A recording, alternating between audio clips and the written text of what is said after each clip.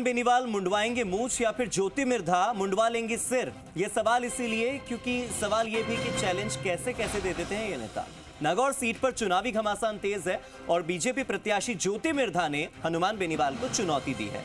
वोटों की नहीं, चुनाव की नहीं, मूंछें मुंडवाने की। संसद में उपस्थिति वाले बयान पर चुनौती दी गई है और कहा है कि अगर उनकी उपस्थिति कम हुई तो वो सर मुंडवा लेंगी, वरना बेनीवाल अपनी दाढ़ी मूंछ मुंडवा लें। सियासी गलियारों में अब चर्चाओं का दौर शुरू हो चुका है कि क्या ये कोई चुनावी भाषण है, क्या ऐसा भी हो सकता है, और अगर आंकड़े सामने आ जाते हैं तो क्या जुबान पर कायम रहेंगे ये दोनों नेता? जो बातें कर रहे हैं, जो दावे कर रहे हैं, क्या इनमें थोड़ी भी सच्चाई है? अगर उनकी उपस्थिति कम हुई तो सर मुंडवा लूंगी और वरना बेनीवाल अपनी दाढ़ी मूंछ मुंडवा लें।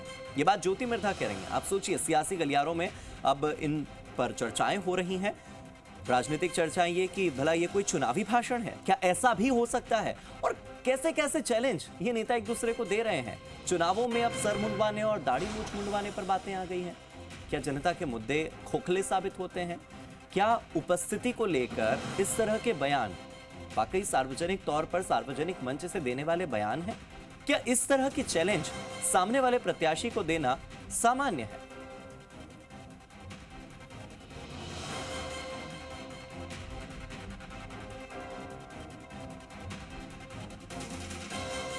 तो देखिए, संसद में उपस्थिति को लेकर दोनों की ओर से बयान आया है। इससे पहले ज्योति मिर्धा खुद भी सांसद रह चुकी हैं।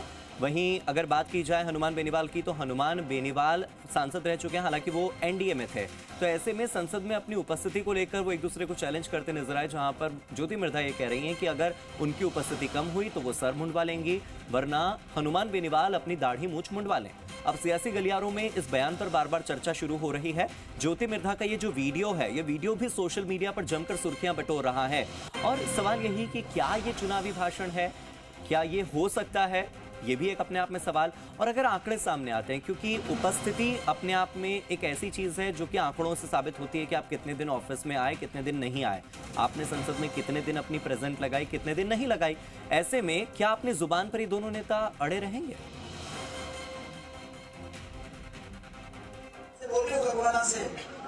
अगर आपसे कम मेरी अटेंडेंस है तो मैं मेरा सर मुंडवा दूंगी, और अगर आपकी मेरे से कम है तो कल ही जाकर के अपने दाढ़ी और मूंछ मुंडवा।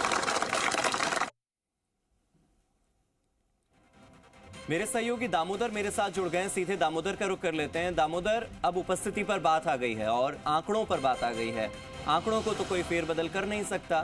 क्या अपनी जुबान पर अड़ी रहेंगी ज्योति मिर्धा?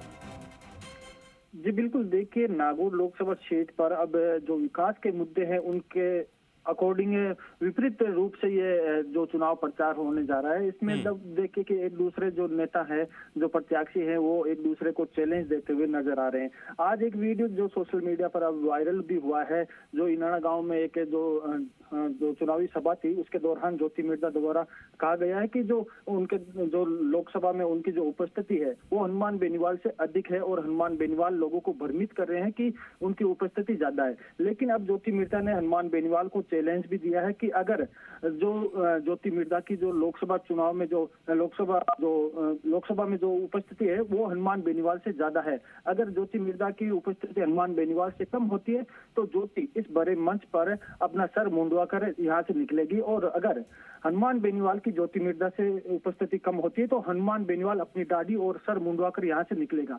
अब देखने वाली बात यह रहेगी कि इस जो चैलेंज दिया है इस पर अब ये दोनों कितना खरा उतरते हैं, क्योंकि जो आंकड़े हैं वो ऑनलाइन आते हैं, आंकड़े सभी के सामने रहेंगे आंकड़े, क्योंकि जो लोकसभा की जो उपस्थिति है वो सबके सामने रहती है। जी, बहुत बहुत शुक्रिया दामोदर, मेरे साथ जुड़ने के लिए, इन तमाम जानकारियों के लिए।